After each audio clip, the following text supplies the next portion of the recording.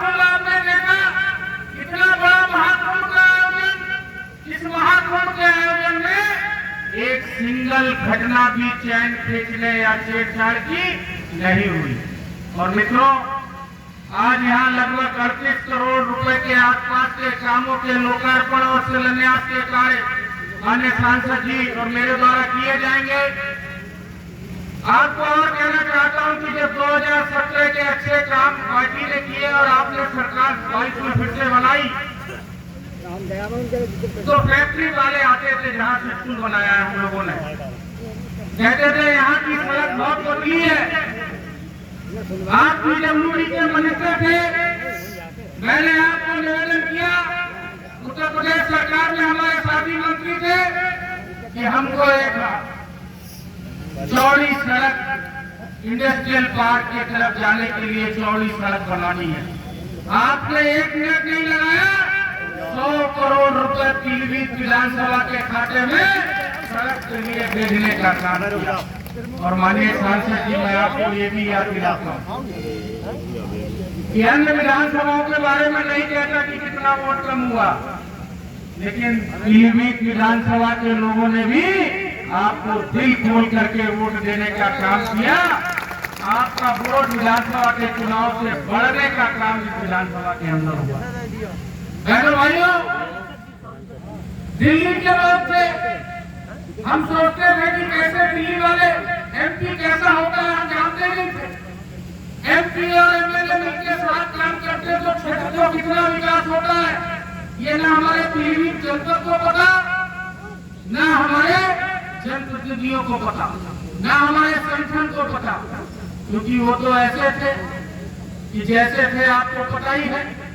लेकिन जब से आप सांसद बने हो, ये पूरा मंच इस बात का साक्षी है कि आप ब्लॉक प्रमुख, चेयरमैन, संगठन, विधायक सबको साथ लेकर के चलने की विशेष कला आपको ईश्वर ने दी है।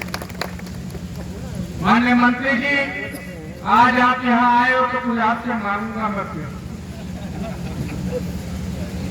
क्षेत्र के लोग इतने सारे बैठे हैं, आप वाणिज्य कर मंत्री हैं, आप भारी उद्योग मंत्री हैं, आप वाणिज्य कर उद्योग मंत्री हैं।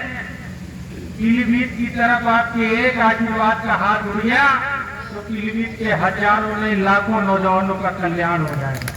और मुझे पूरा विश्वास है कि पीलीभीत के नौजवानों के कल्याण का समय जितिन प्रसाद, संजय भैया और सारे संगठन और सारे प्रतिनिधि मिलकर के करने का काम निश्चित रूप से हम लोग करने जा रहे हैं।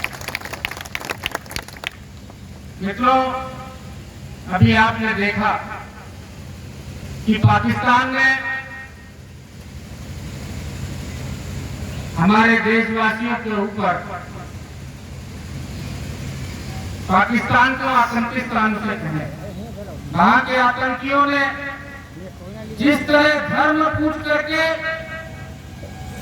हमारे लोगों को गोली मारने का काम किया, ये सब आप लोगों ने टीवी के माध्यम से देखा होगा। आज समय है कि हम सबको एकजुट होना है और एकजुट होकर के जैसे सांसद जी को सांसद बनाया, मोदी जी को तीसरी बार प्रधानमंत्री बनाया, वैसे पीलीभीत में भी कमल खिला करके योगी जी को तीसरी बार मुख्यमंत्री बनाओगे।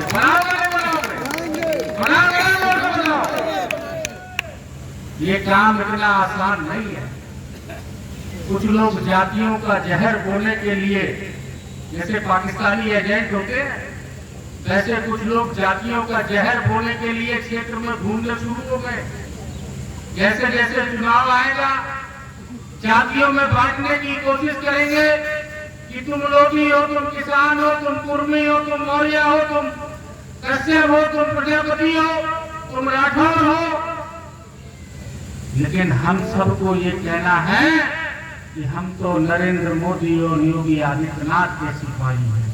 हमको कहना है कि हम किसी भी जाति में हैं, लेकिन हम सनातन धर्म के हैं। हम सनातन धर्म की रक्षा केवल भारतीय जनता पार्टी में हो। अखिलेश यादव को उसी दिन खत्म हो गए जिस दिन आपने उनका बयान पढ़ा होगा, कह रहे हैं कि मेरे जानने वाले नहीं है। अखिलेश यादव के जानने वालों की सूचियां मैं बताता हूं। जब मुख्तार अंसारी मरा था तो अखिलेश यादव उसकी कब्र पे फातिया पढ़ने चले गए। और जब देश का एक नौजवान मरता है हमारे कानपुर का, तो अखिलेश यादव कहते हैं कि मेरा इससे कोई लेना देना नहीं है, मेरी पार्टी का नहीं है। जब अतीक अहमद मरता है तो अखिलेश यादव फूल चढ़ाने चले जाते हैं। लेकिन एक देश का नौजवान जब मरता है पाकिस्तानियों द्वारा, तो अपने वोट बैंक की चिंता में उसके घर जाकर के शोक संवेदना प्रकट करने नहीं जाते। मित्रों, ये लड़ाई कैसी है? अब लड़ाई 80 और 20 की है। 80% हमारा है और 20 में भी बंटवारा है और बंटवारे में भी हमारा है। ये 80-20 की लड़ाई है। ये 20% वाले समाजवादी पार्टी के लोग, ये 20% वाले कांग्रेस के लोग, ये 20% वाले बहुजन समाज पार्टी के लोग, क्या ये नरेंद्र मोदी और योगी जी का कुछ बिगाड़ सकते हैं क्या? बताओ, कुछ बिगाड़ सकते हैं क्या? जोर से बताओ, कुछ बिगाड़ सकते हैं क्या पिछले लोग? तो इसलिए पीलीभीत में कमल खिल के रहेगा और एक नहीं 4 की 4 विधानसभाओं में कमल खिल के रहेगा।